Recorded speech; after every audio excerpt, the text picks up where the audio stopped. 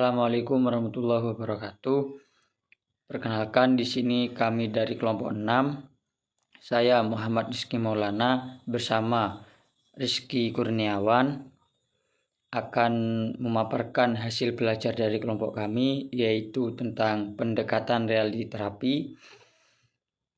Langsung saja, untuk materi yang pertama akan disampaikan oleh Mas Rizky Kurniawan. Sejarah pendekatan reality terapi.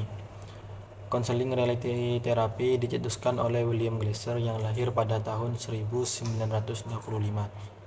Pada tahun 1961, Glasser mempublikasikan konsep reality terapi dalam bukunya yang berjudul Mental Health or Mental Illness. Dalam pandangannya, Glasser mempunyai pandangan bahwa semua manusia memiliki kebutuhan dasar, yaitu kebutuhan fisiologis dan kebutuhan psikologis. Kebutuhan fisiologis yaitu kebutuhan untuk memenuhi kebutuhan fisik manusia, sedangkan kebutuhan psikologis yaitu kebutuhan dicintai dan mencintai, dan kebutuhan akan penghargaan terhadap dirinya. Saya akan menjelaskan konsep dasar reality terapi. Menurut Glasser, yaitu yang pertama, bahwa manusia mempunyai psikologis yang tunggal yang hadir di seluruh hidupnya. Oleh karena adanya kebutuhan psikologis yang tunggal tersebut menyebabkan individu atau seseorang tadi menjadi seseorang yang merasa dirinya mempunyai keunikan berbeda dengan yang lain. Untuk yang kedua, ciri kepribadian yang khas menimbulkan dinamika tingkah laku yang menjelma pada pola-pola yang tersendiri dari setiap individu.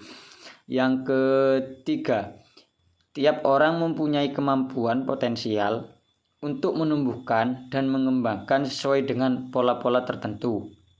Yang keempat, reality terapi tidak bersandar pada hakikat itu sendiri, artinya individu itu tidak bisa mendambakan potensi-potensi yang telah dimiliki di bawah sejak lahirnya untuk berkembang dengan sendirinya. Selanjutnya proses reality terapi. Yang pertama yakni keterlibatan. Yang maksudnya keterlibatan ini untuk membangun hubungan dengan klien diyakini menjadi faktor yang paling penting dalam semua jenis terapi. Tanpa hubungan ini, langkah-langkah lainnya tidak akan efektif. Terus yang nomor 2, model WDEP. Model WDEP ini menyediakan kerangka kerja untuk mengatur sesi terapi. Terus yang nomor 3 yakni mengevaluasi perilaku saat ini. Maksudnya terapis harus menekankan di sini dan sekarang dengan klien. Terus yang nomor 4, perencanaan perilaku yang tepat. Merencanakan beberapa perilaku yang mungkin untuk bekerja lebih baik. Klien mungkin perlu beberapa saran dan dorongan dari terapis, tapi itu membantu jika rencana itu sendiri datangnya dari klien. Terus yang nomor 5 yakni komitmen pada rencana. Maksudnya peserta harus membuat komitmen untuk melaksanakan rencana, yang mana hal ini penting karena banyak klien akan melaksanakan sesuatu untuk terapis, di mana mereka mengerjakan tidak untuk mereka sendiri. Dalam beberapa kasus ini dapat membantu untuk membuat. Selanjutnya, ciri-ciri reality terapi. Ciri-ciri reality terapi yang pertama yakni menolak konsep tentang penyakit mental. Ia berasumsi bahwa bentuk-bentuk gangguan tingkah laku yang spesifik adalah akibat dari ketidakbertanggungjawaban. Terus yang nomor 2, reality terapi berfokus pada tingkah laku sekarang, alih-alih pada perasaan-perasaan dan sikap-sikap. Terus yang ketiga, reality terapi berfokus pada saat sekarang, bukan pada masa lampau. Karena masa lampau seseorang ini telah tetap dan tidak bisa diubah, maka yang bisa diubah hanyalah saat sekarang dan masa yang akan datang. Untuk yang keempat, reality terapi menekankan pertimbangan-pertimbangan nilai.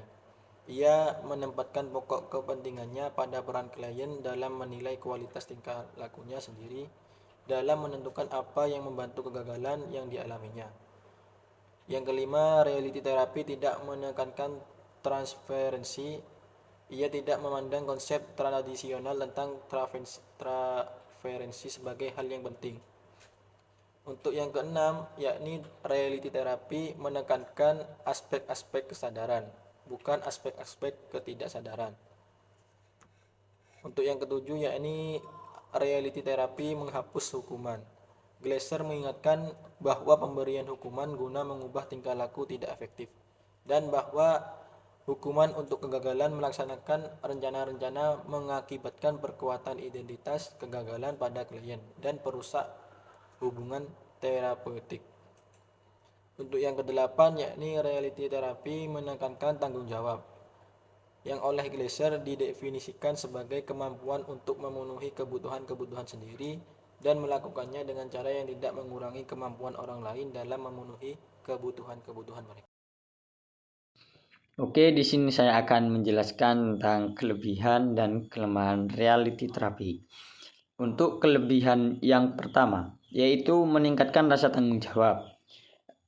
Terapi reality berfokus pada masa kini dan berusaha membuat klien paham kalau esensinya semua tindakan atau pilihan untuk memenuhi kebutuhan dasar. Ketika klien tidak sanggup untuk memenuhi kebutuhan ini, mereka akan menderita atau menyebabkan orang lain menderita. Tugas terapi lalu membawa klien menjadi lebih bertanggung jawab dengan pilihannya. Apapun itu, terapi terus bertugas mendorong klien untuk menumbuhkan rasa tanggung jawab.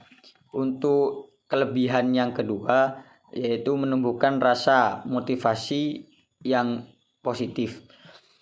Terapi dalam rangka memberikan bimbingan kepada klien harus bersikap tegas namun tanpa perasaan menghukum atau terhukum. Ajarkan orang mengerjakan suatu hal tanpa merasakan bersalah ketika tidak mengerjakannya. Hal ini akan menciptakan sebuah motivasi yang positif.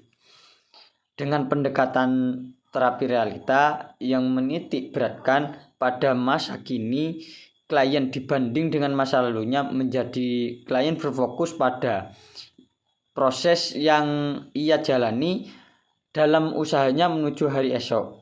Kesalahan-kesalahan masa lalu cenderung tidak menjadi fokus dalam pendekatan reality terapi, sehingga klien tidak terlalu risau dengan kegagalan-kegagalan yang ia jalani di masa lampau. Untuk kelemahan reality terapi, yaitu reality terapi ini menjadi kurang karena dalam aplikasinya mengabaikan kesalahan-kesalahan di masa lalu, sehingga sangat risih bagi klien dengan kondisi psikis yang masih rentan untuk mengulangi kesalahan yang sama, yang dalam hal ini melanjutkan dianggap sebagai suatu kegagalan dalam konseling.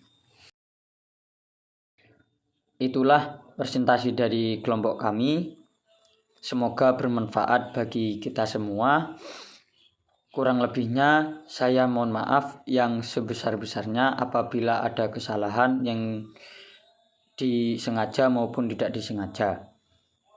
Kami pamit undur diri. Akhirul kalam. Wallahul muwaffiq ila aqwamit thoriq. Assalamualaikum warahmatullahi wabarakatuh.